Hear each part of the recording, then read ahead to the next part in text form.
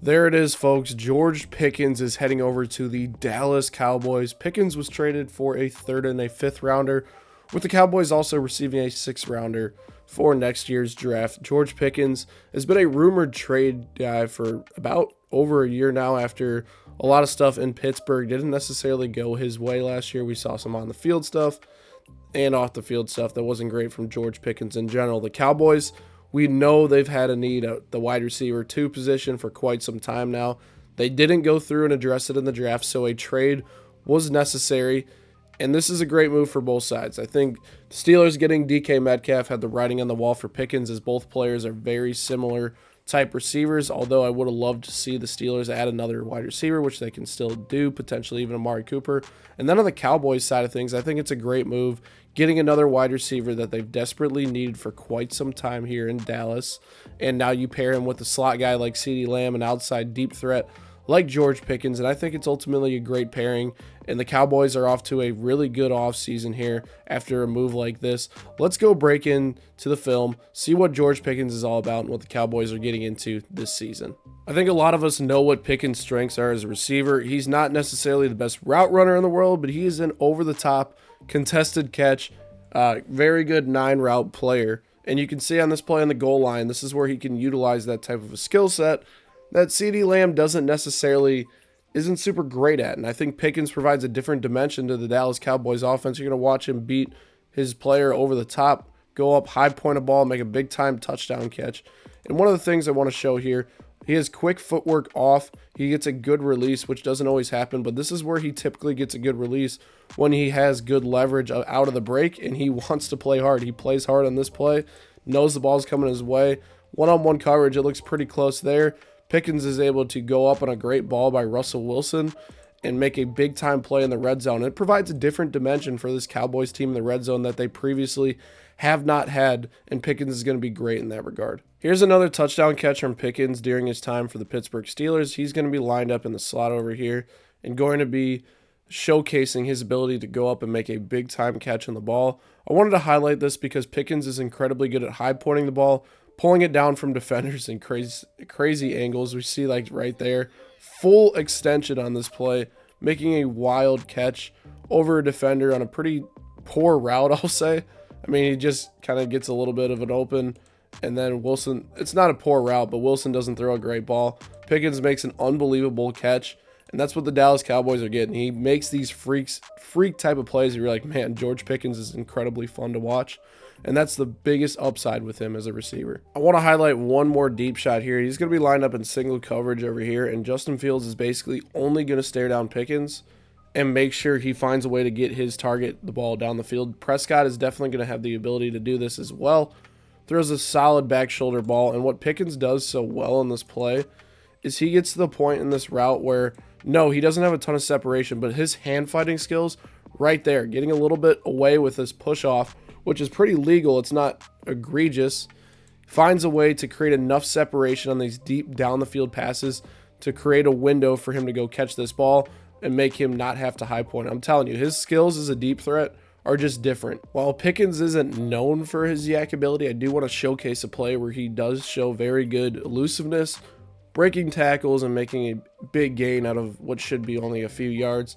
He's going to get the ball right here, has the defender lined up, pretty good spin move, breaks a defender's ankles, gets another guy to miss, winds up getting a big-time first down for the Steelers in this situation just because he does have a little bit of elusiveness. I'm not saying he's the quickest guy in the world, but Pickens can make a guy miss in space. He's still a young receiver, and who knows, potentially a yak guy like CeeDee Lamb can teach George Pickens a few moves to improve this yak ability for Pickens after the catch. On this play right here, you'll see Pickens working on the bottom of your screen against Pat Surtain, who is probably the best cornerback in the NFL right now.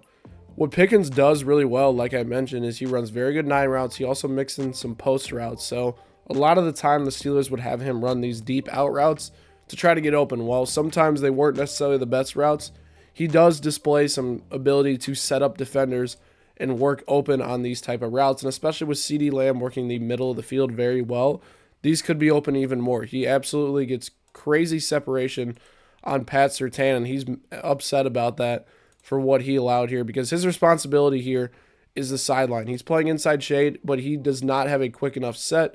Pickens gets a great cut out of this break, ultimately resulting in a very good gain against one of the league's best on a 3rd and long play. With the good, we got to talk about the bad. And the bad with George Pickens is he's lazy.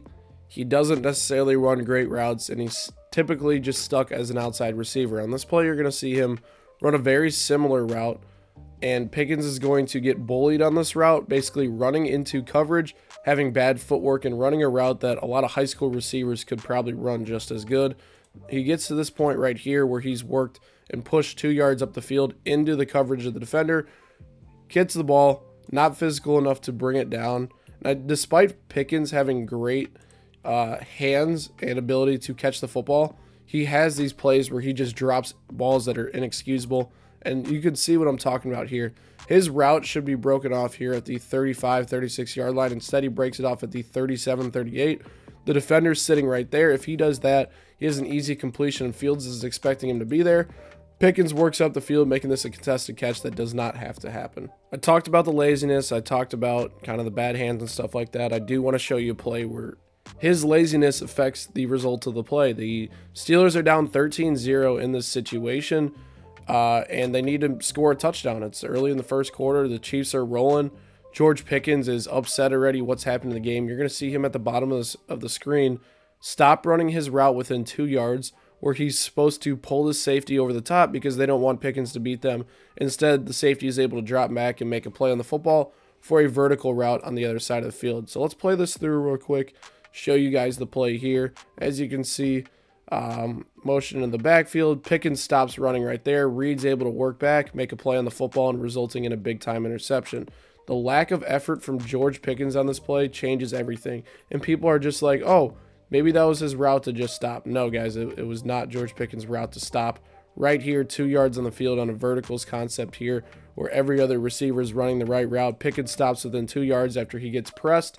Reed is able to recognize that after Pickens quits on the play and make an interception on the football. These type of plays impact seasons, and George Pickens can't do this anymore in Dallas. Ultimately, though, this is the move the Dallas Cowboys had to make. They needed a wide receiver too desperately, and they got one in George Pickens. While he comes with his concerns as a character and some of his route running abilities, Pickens provides a different dimension of this Cowboys team that they needed outside of CeeDee Lamb. With CeeDee Lamb working in the slot, adding a deep threat, go get that ball type of guy in George Pickens is an elite move for the Dallas Cowboys. Pairing him in that offense is going to be awesome to see. I really like Ferguson as the option 3 in this offense. While the running back situation isn't great heading into the year, I love what they did on the offensive line in the draft and defensively in the draft to set them up for success this season. The NFC East seems like it's turning into an absolute bloodbath heading into the year. Let me know down in the comments section below what you guys think of this move. How would you grade it for both sides? Hit that subscribe button for more Blitz Sports Media content, and I will catch you guys next time.